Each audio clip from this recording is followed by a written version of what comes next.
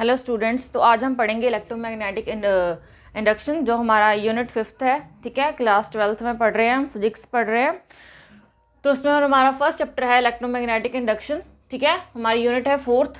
तो उसमें हमारा फर्स्ट टॉपिक है मैग्नेटिक फ्लक्स। ठीक है, मैग्नेटिक फ्लक्स किसको कहते हैं वो हम अब देखते हैं। देखो, it is defined as a number of magnetic lines of force passing through particular area. ठीक है, तो हम क्या करेंगे, देखो ये एरिया ले लिया हमने, इसमें देखो ऐसे मैग्नेटिक लाइंस पास कर रही हैं। ठीक है, मैग्नेटिक फील्ड को हम वी से रिप्रेजेंट करते हैं। ठीक है, ये देखो हमने ये एरिया लिया है ए, तो इस एरिया में कितनी मैग्नेटिक फील्ड लाइंस पास हो रही हैं। ठीक है, देखो कितनी हो रही हैं, 1 2 3 4 5 6। ठीक है, 6 लाइंस पास हो रही हैं। तो हम कहेंगे भी इस एरिया का मैग्नेटिक फ्लक्स क्या है, 6। ठीक है, मैग्नेटिक फ्लक्स को अब हम फाई से डिनोट करते हैं या फिर कह सकते हैं रिप्रेजेंट कर सकते हैं।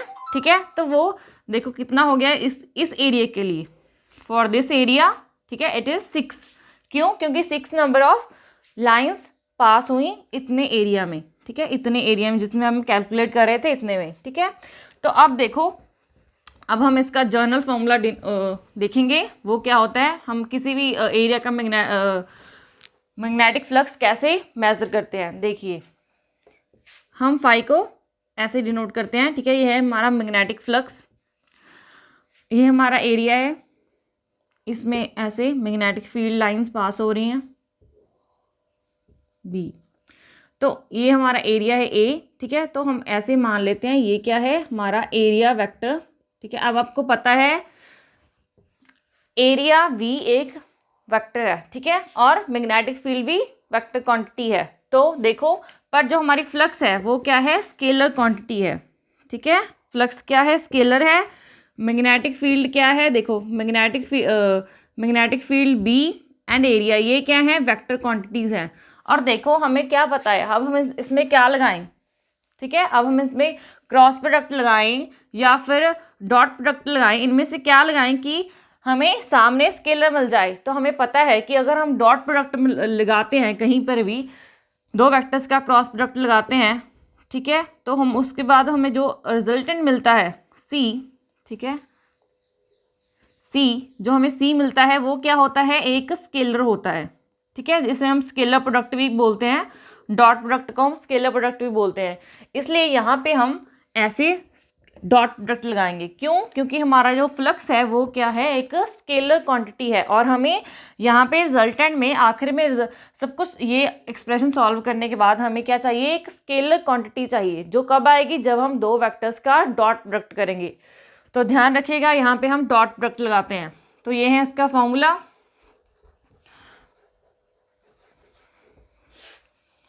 उसके बाद देखो, डॉट प्रोडक्ट होता है तो हम उसको मैग्नीट्यूड फॉर्म में लिखना हो तो हम ऐसे लिख सकते हैं वी ए कॉस थीटा। ठीक है, थीटा क्या है, देखो थीटा यहाँ पे है, ये क्या है, मैग्नेटिक फील्ड और एरिया। ठीक है, यहाँ पे एन कैप भी लगा सकते हैं आप डायरेक्शन को, क्योंकि ये क्या है, ये टोटल एक वेक्टर एरिया की वेक्टर क्वांटिटी है और मैग्नेटिक फील्ड भी। ठीक है, तो हम इसको ऐसे भी लिख सकते हैं, अगर डिनोट करना चाहें तो कर सकते हैं, नहीं करना तो मत कीजिए, ऐसे होता है। ठीक है, थीटा क्या है, देखो थीटा क्या है, एंगल है, angle between magnetic field, angle between magnetic field and area vector. ठीक है, एरिया वेक्टर ये है एंगल।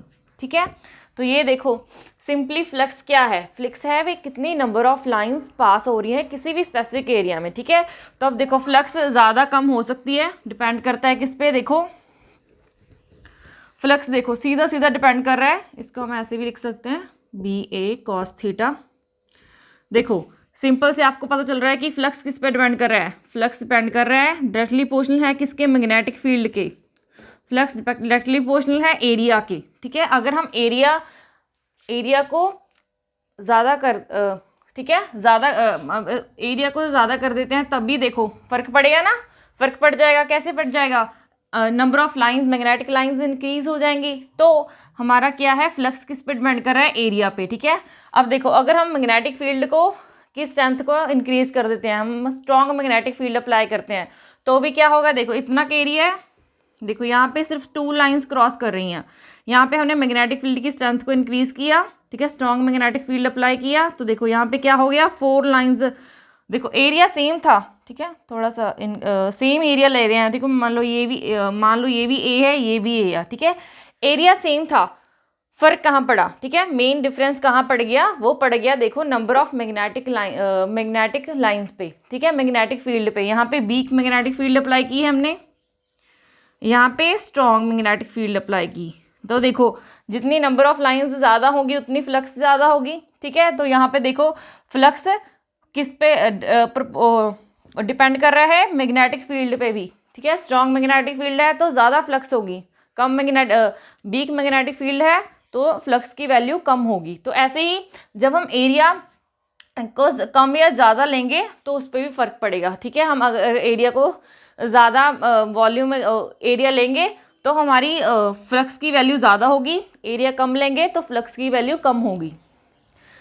सिंपली आपको समझना क्या है भी, हमारी मैग्नेटिक फील्ड फ्लक्स हमारी किस पे डिपेंड कर रही है, मैग्नेटिक फील्ड पे और एरिया पे। उसके बाद हमारा चैप्टर है जो ये हम पढ़ रहे हैं मैग्नेटिक इंडक्शन। देखो ये क्या होता है,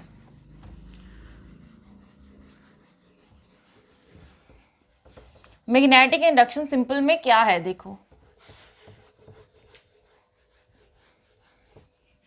ठीक है, मैग्नेटिक इंडक्शन देखो हमने एक मैग्नेट लिया NS, ठीक है, ये ऐसे लाइंस बनाता है, आपको पता है ये ऐसे होता है, ठीक है, ऐसे ये इस पे ऐसे मैग्नेटिक फील्ड प्रोड्यूस करता है। यहाँ पे हमने गैल्वेनोमीटर ले लिया,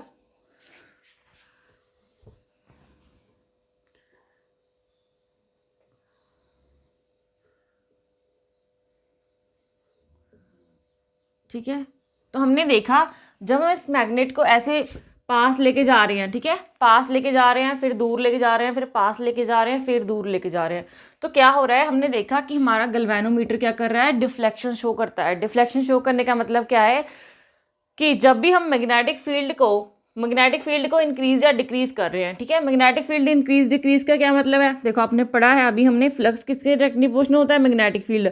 अब अगर हम मैग्नेटिक फील्ड को चेंज करते हैं तो इसका मतलब क्या होता है कि हम फ्लक्स को चेंज कर रहे हैं। तो आप सिंपली कह सकते हैं कि हम फ्लक्स को चेंज करते हैं, ठीक है, फ्लक्स को हम चेंज कर रहे हैं। फ्लक्स को चेंज करने से क्या हो रहा है, हमारा गैल्वेनोमीटर डिफ्लेक्शन शो कर रहा है। डिफ्लेक्शन शो करने का क्या मतलब है कि ये हमें ईएमएफ बता रहा है, भी ईएमएफ यहाँ पे प्रोड्यूस हो रही है, ठीक है, ईएमएफ इंड्यूस भी कह सकते हैं। इंड्यूस करने का मतलब क्या है, भी यहाँ पे प्रोड्यूस हुई है वो ईएमएफ। तो हम कह सकते हैं कि जब भी हम फ्लक्स को चेंज कर रहे हैं तो ईएमएफ इंड्यूस हो रही है, ठीक है, फ्लक्स को चेंज कर रहे हैं, ईएमएफ इंड्यूस हो रही है, या फिर कह सकते हैं प्रोड्यूस हो रही है। तो ये जो फिनोमिना है, ठीक है, flux when the flux changes EMF induce, ठीक है, ईएमएफ क्या है यहाँ पे, इलेक्ट्रोमोटिव फोर्स, ठीक है, ईएमएफ क्या है, इलेक्ट्रोमोटिव फोर्स, मोटिव फोर्स। तो देखो हमारा सिंपल सा काम क्या है कि मैथमेटिकल इंडक्शन हमारा फिनोमिना क्या है कि जब भी हम फ्लक्स को चेंज करेंगे ईएमएफ प्रोड्यूस होगी, ठीक है, इस प्रोसेस को ही हम क्या कहते हैं, electromagnetic induction.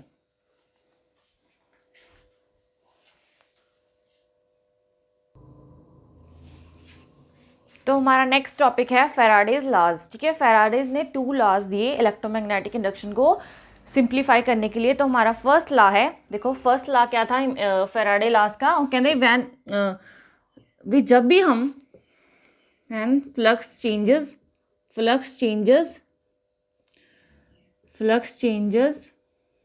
EMF is induced, ठीक है, according to Faraday's first law वो कहते हैं कि जब भी हम फ्लक्स को चेंज करेंगे, ठीक है, फ्लक्स चेंज करने का क्या मतलब है, फ्लक्स है, देखो हम फ्लक्स है, ये हमारा फ्लक्स का फॉर्मूला था BA cos थीटा, ठीक है, फ्लक्स जब भी हम फ्लक्स को चेंज करेंगे तो उन्होंने बोला कि ईएमएफ प्रोड्यूस होगा, ठीक है, ईएमएफ प्रोड्यूस होगा। अगर अगर वो क्लोज सरफेस है, अगर वो क्लोज्ड सर्किट है तो क्या होगा, करंट प्रोड्यूस होगा। ठीक है, अगर क्लोज सर्किट है तो करंट प्रोड्यूस होगा। ये है हमारा फ्राडेज फर्स्ट लॉ। ठीक है, सिंपल क्या है कि जब भी हम फ्लक्स को चेंज करेंगे तो ईएमएफ प्रोड्यूस होगा हमारे सर्किट में। ठीक है, या फिर अगर हम सर्किट की जगह पे क्लोज लूप ले रहे हैं तो क्या होगा, करंट प्रोड्यूस होगा। ठीक है, तो फ्लक्स को चेंज करने का मतलब सिर्फ यही नहीं है कि सिर्फ आप फ्लक्स को डेफिनेशन को रट लें। ठीक है, तो हम अब हम इसको अच्छे से समझते हैं कि फ्लक्स को हम कैसे कैसे चेंज कर सकते हैं। तो देखो, फ्लक्स जैसे हम पहले ही बता दिया है मैंने। ठीक है, तो हम कहीं पे भी मैग्नेटिक फील्ड, कोई भी सर्किट होगा, ठीक है, तो हम क्या करेंगे, देखो ऐसे कोई सर्किट है हमारे पास, ऐसे कोई सर्किट है, यहाँ पे गैल्वेनोमीटर लगा हुआ है, यहाँ पे हम मैग्नेटिक बाहर मैग्नेट लेके आए। ठीक है, तो हमने क्या किया, इसके पास लेके गए, दूर लेके गए, पास लेके गए, दूर लेके गए। ठीक है, मैग्नेटिक फील्ड को हम चेंज कर रहे हैं। ठीक है, मैग्नेटिक फील्ड को जब हम जैसे ही चेंज करेंगे तो क्या होगा, यहाँ पे गैल्वेनोमीटर हमारी डिफ्लेक्शन शो करेगा और यहाँ पे क्या होगा, ईएमएफ इंड्यूस होगी। ठीक है, तो जब भी हम ये समझेंगे, अभी जब भी हम मैग्नेटिक फील्ड को चेंज करेंगे। ठीक है, अब देखो ये मैग्नेटिक फील्ड चेंज करने का मतलब ये है, देखो मैग्नेटिक फील्ड की पहली वैल्यू 1 थी। ठीक है, उसके बाद हमने वैल्यू 2 कर दी। ठीक है, तो इसका मतलब ये नहीं है कि हमारे सर्किट में करंट प्रोड्यूस होगा या फिर कह सकते हैं आप ईएमएफ इंड्यूस होगा। नहीं, आपको क्या करना है, आपको मैग्नेटिक फील्ड की वैल्यू को इंक्रीज और डिक्रीज करते रहना है। ठीक है, ऐसे नहीं होगा भी एक बार आपने 1 से 2 कर दी, ठीक है, फिर 2 से 3 कर दी और उस सर्किट को ऐसे ही चले रहने दे। नो, आपको क्या करना है, आपको इसको ऐसे चेंज करते रहना है। देखो हमने एक सर्किट लिया, सर्किट लेके आपने उस वैल्यू को ऐसे चेंज करते रहना है। देखो ये हमारा सर्किट है, मान लीजिए ये हमारा बार मैग्नेट है। ठीक है, तो हम क्या करेंगे, हम इसको ऐसे लेके जाएंगे, देखो ऐसे दूर लेके जाएंगे, पास लेके जाएंगे, दूर पास दूर पास। ठीक है, दूर जा रहा है तब भी तो चेंज हो रहा है, बेशक कि डिक्रीज में हो रहा है, उसकी वैल्यू डिक्रीज हो रही है, पर चेंज हो रहा है ना। हमें करना क्या है, हमने चेंज करना है फ्लक्स को। ठीक है, ऐसे नहीं करना अभी 2 से 3 कर दिया, 3 से 4 कर दिया। ठीक है, ऐसे नहीं करना है, हमें उसमें लगातार चेंज लेके आना है। तो देखो ऐसे जाना है, देखो दूर लेके आएंगे, पास लेके जाएंगे, दूर पास, ऐसे करते जाएंगे। ठीक है, तो देखो ऐसे जितनी भी ऐसे अगर मैग्नेटिक फील्ड हम चेंज करेंगे, बार मैग्नेट को हम ऐसे मूव करेंगे तो हम इसको क्या कहेंगे, भी फ्लक्स चेंज हो रही है। ऐसे नहीं होगा कि हमने फ्लक्स को एक बार चेंज कर दिया, जैसे पहले 2 था तो हमें इसको 3 कर दिया या 4 कर दिया। हम मैग्नेटिक फील्ड को हम 7 रख लें तो भी उसमें करंट इंड्यूस नहीं होगा। ठीक है, ईएमएफ इंड्यूस नहीं होगा, तब तक नहीं होगा जब तक हम उसमें चेंज नहीं करेंगे। चेंज का क्या मतलब है, बार मैग्नेट को लेके आए, कभी पास लेके आए, कभी दूर लेके गए, कभी पास लेके आए, कभी दूर लेके। ठीक है, चेंज होना चाहिए। ये नहीं है कि भी ज़्यादा मैग्नेटिक फील्ड अप्लाई कर दिया, ठीक है, स्ट्रॉन्ग कर रहे हैं, वीक कर रहे हैं, उससे कोई फ़र्क नहीं पड़ता। हम फ़र्क पड़ता है कि हम कितना चेंज कर रहे हैं। ओके, तो इस बात को ध्यान रखिएगा। उसके बाद जितना ज़्यादा हम चेंज करेंगे उतनी ज़्यादा हमारे पास मैग्नेटिक फील्ड करंट इंड्यूस होगा या फिर ईएमएफ इंड्यूस होगी। उसके बाद हमारा नेक्स्ट लॉ है, देखो ये था फर्स्ट लॉ भी, जब भी हम फ्लक्स चेंज करेंगे तो क्या होगा, ईएमएफ इंड्यूस होगी। अगर क्लोज सर्किट है, क्लोज्ड लूप है तो क्या होगा, करंट इंड्यूस होगा। तो सेकंड लॉ क्या था, देखो Faraday second law,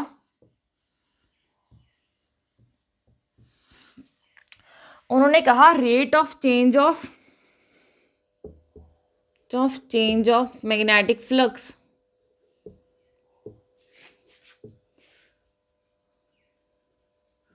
magnetic flux directly proportional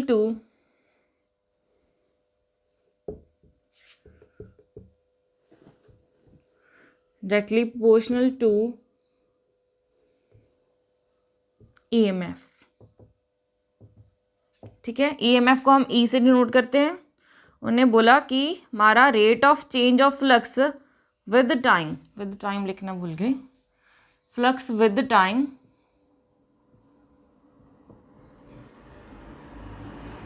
ठीक है, rate of change of flux is directly proportional to the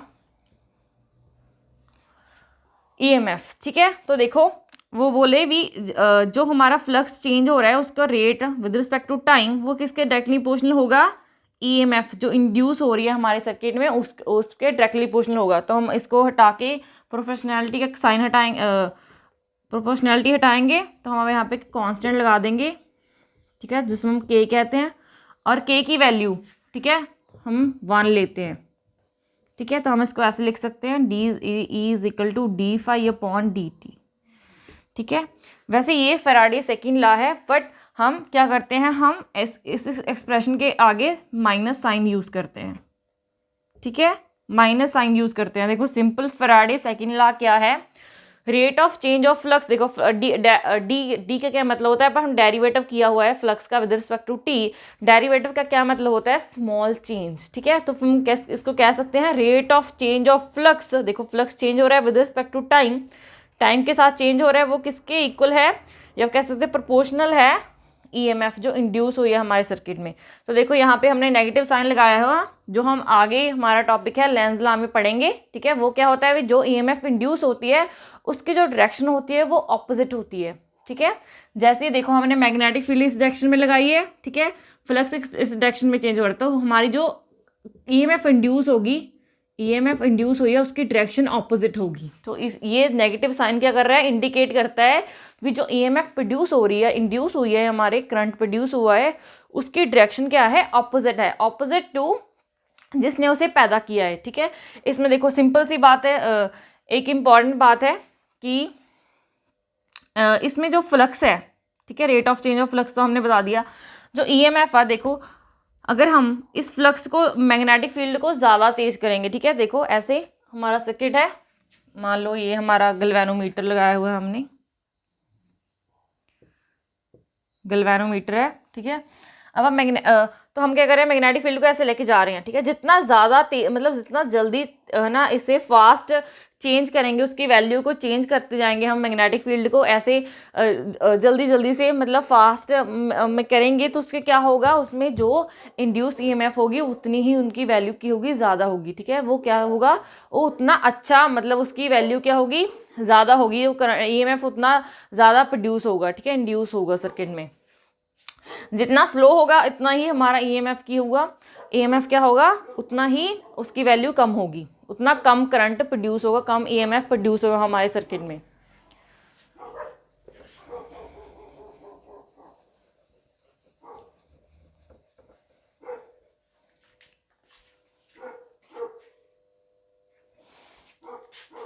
आज के लेक्चर में हम इतना ही पढ़ेंगे, नेक्स्ट टॉपिक हम करते हैं हमारे नेक्स्ट लेक्चर में।